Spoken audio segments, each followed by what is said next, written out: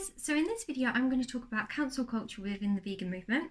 I'm going to talk about 3 topics. The first one is who is cancelled and why. The second one is about radicalization, and the third one is the impact on vegan activism. So in terms of who is cancelled by who, it's normally far left vegans cancelling people who don't have the same political opinions as them. People who are against Black Lives Matter because Black Lives Matter wants to defund the police, and they believe that defunding the police would be a very bad idea, particularly for Black people, because you'd have more Black victims of crime, you'd have Black perpetrators not being caught and that kind of thing. It's people that are against modern feminism, in the fact that modern feminists are pro-casual sex and pro-choice quite often. So it's those kind of people being cancelled by far left vegans, I would say.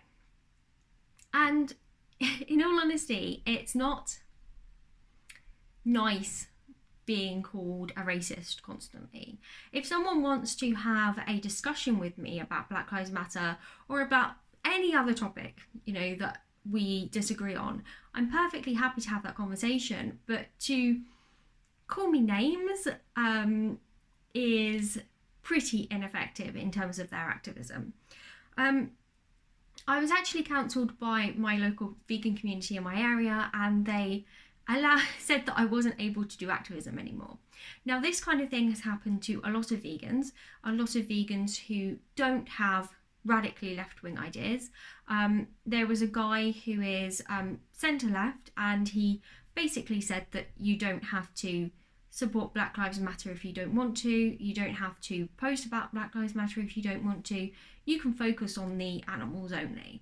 And he was fired from his job at a vegan in the animal save movement. And I think that being cancelled, whether it's from your job or whether it's from, an outreach in your local area, it is pretty bad because it doesn't show that they respect your contribution as an activist. I was working on and off with my vegan community for about 8 years, and after being cancelled, I was quite upset that I couldn't go there because they weren't respecting my contribution as an activist. Okay, so the second type of vegan that I find particularly problematic are animal rights extremists. So one example of this is Mel Broughton, who was part of a planned bombing campaign at Oxford University testing laboratory. This guy actually got a number of years in prison for planning this bomb plot. After quite a few years in prison, he was actually able to speak at Milton Keynes Vegan Festival. And the most shocking thing about this was during his speech, he said he wasn't sorry for anything that he did, and that he thought that vegan activism was too light nowadays, whatever that means. Again, I'm not saying that any vegan shouldn't be able to speak at a vegan festival or on the street doing activism, but I think that we really need to be aware of how problematic these animal rights extremists are. I mean, we can have vegans, maybe quite young vegans or people who've just gone vegan, that are very, very worried about animal rights and might be roped into actually animal rights extremism. And I understand that the ALF and a lot of these animal rights organisations plan to bomb buildings in the middle of the night when no one's there. But what if the homemade bomb that you've made goes off and then someone's walking, and the range of the bomb is too big, and someone's walking home at the middle of the night and they get blown up, or a security guard gets blown up?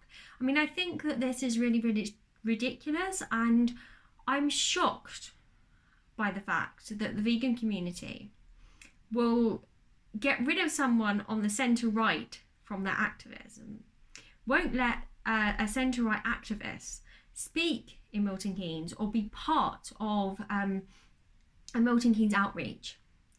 But someone like Mel, who is an animal rights extremist who might actually rope other vegans into his extreme acts and might actually harm people through doing that, is allowed to speak at an outreach and is allowed to speak at a vegan festival.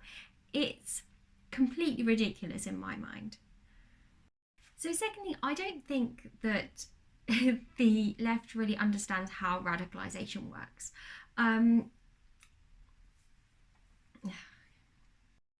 So secondly, I don't think that the left really understands how radicalization works. You become radicalized by only listening to people who have your political opinion. That's how you become radicalized. There was a guy who became radically left-wing and then tried to shoot Donald Trump, basically. And what happened was it was a kind of slippery slope. He first started watching kind of left-wing content creators. He then started making left-wing memes. Then his memes kind of slowly got a bit quite violent and he was taken off Facebook. He then went on to another social media platform, which was basically just for people who were left-wing. And he then became more and more radicalized and tried to shoot Donald Trump. And that's basically what happens if you only hang out with people with the same political views as you. You don't understand the other side. You're not able to take on anything that the other side is saying. And you just become more and more radicalized. And so by essentially saying that a right-wing vegan can't go to vegan outreach, you're basically making vegans more radically left-wing, which could lead to people doing things like trying to shoot Donald Trump, or there was some Antifa members who actually beat up one of my Jewish friends. So you end up with that, or you end up with kind of far-right extremism on the other end. And so if you want to combat radicalization, you need to talk to people who are different from you, and you need to include people who are different from you in vegan activism. So I don't think that cancelling right-wing vegans from your outreach or firing conservative vegans from their jobs actually means that they can't do outreach or activism in some way. As someone who was taken out of her local outreach or banned from her local outreach, I still do talking in my local area. I still have my own YouTube channel where I can do outreach on there. So it's not really that bad. However, I don't think that it's very effective activism to only have left-wing vegans at an outreach. Particularly if you're saying that veganism has something to do with feminism, Black Lives Matter, all of these other social justice issues. Because if you only have left-wing vegans at your outreach, you can't convince conservatives to go vegan.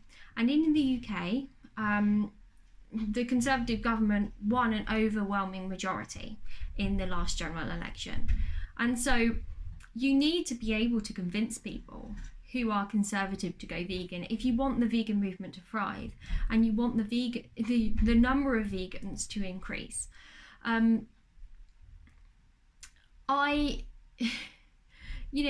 someone who's a conservative, I understand how conservative beliefs can link into veganism, and I just think that left-wing vegans are unaware of those things.